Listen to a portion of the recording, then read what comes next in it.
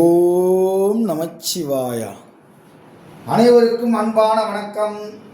இன்னைக்கு இந்த காணொளியில் நம்ம என்ன பார்க்க போகிறோம் அப்படின்னா, உங்ககிட்ட ஒருத்தர் கேள்வி கேட்குறார். ஐயா, எனக்கு அடுத்த குழந்தை எப்போது பிறக்கும் அப்படின்னு கேட்குறாரு. அப்போ என்ன அர்த்தம்? ஏற்கனவே அவருக்கு ஒரு குழந்தை இருக்குது அப்படின்னு அர்த்தம். அதாவது இப்போ நான் சொல்லக்கூடிய ரூல்ஸ் ஒரு குழந்தை பெற்றதுக்கு பிறகு ரெண்டாவது குழந்தைக்கு எப்போ பிறக்கும் அப்படின்னு கேட்டால், ஜோதிட களஞ்சியம் அப்படின்ற ஒரு நூலில் 169வது பக்கத்தில் இந்த செய்தி ரொம்ப அழகாக இருக்குது. இதை நான் ஆராய்ச்சி பண்ணி பார்த்ததில் இந்த விட கரெக்டாக வருது.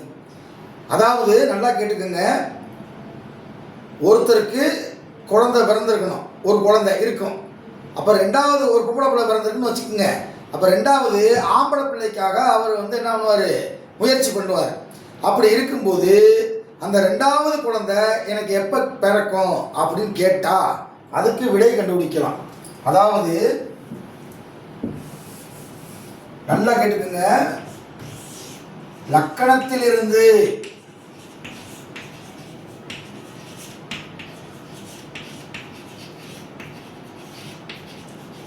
லக்கணத்திலிருந்து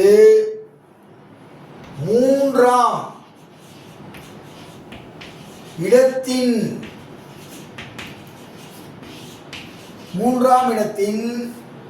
அதிபதி 3ஆம் இடத்துல இருக்கக்கூடிய கிரகம் அல்ல, 3ஆம் இடத்தினுடைய அதிபதி. இப்ப மேஷ லக்கணம் அப்படின்னா 3ஆம் இடம் யாரு? மிதுனம். அந்த மிதுனத்துக்கு அதிபதி யாரு? புதன் அப்படின்னு எடுத்துக்கிறோம். ஓகேவா? 3ஆம் இடத்தினுடைய அதிபதி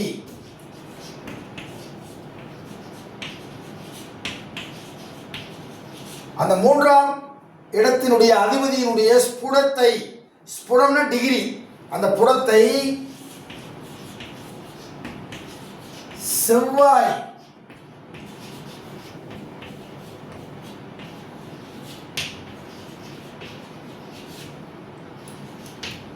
செவ்வாய் புடத்தை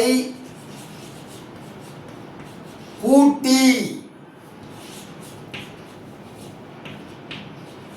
எத்தனை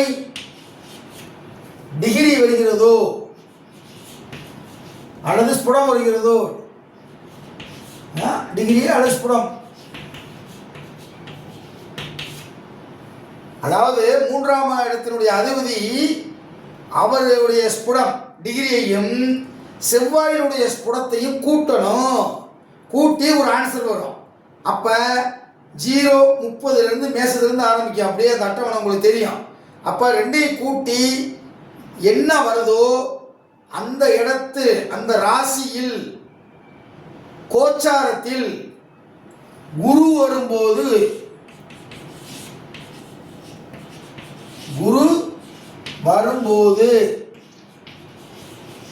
அல்லது குரு சாரம் பெற்றவன் எங்கே நிற்கின்றானோ அங்கே குரு வரும்போது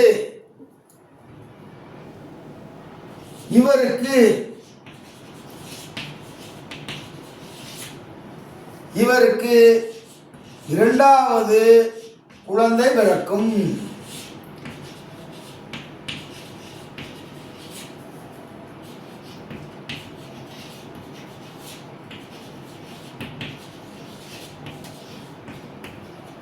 இது ரொம்ப முக்கியமான கேள்வி. இந்த கேள்வியை என்கிட்டயே நிறைய கேட்டிருக்காங்க. அவங்க கேட்கும்போது தான் எனக்கு இதை விட தெரியலை. அதுக்கப்புறம் மூல நூலை படித்து பார்க்கும்போது ஆஹா இங்கே இருக்குடா அப்படின்னு எடுத்துட்டேன். ஜோதிட களஞ்சியத்தில் 169வது பக்கத்தில் இருக்கக்கூடிய செய்தி. அப்போ இதை நீங்கள் ஒர்க் அவுட் பண்ணி பாருங்கள். 3ஆம் இடத்தினுடைய அதிபதி செவ்வாய் ஸ்புடம் ரெண்டையும் கூட்டுங்க.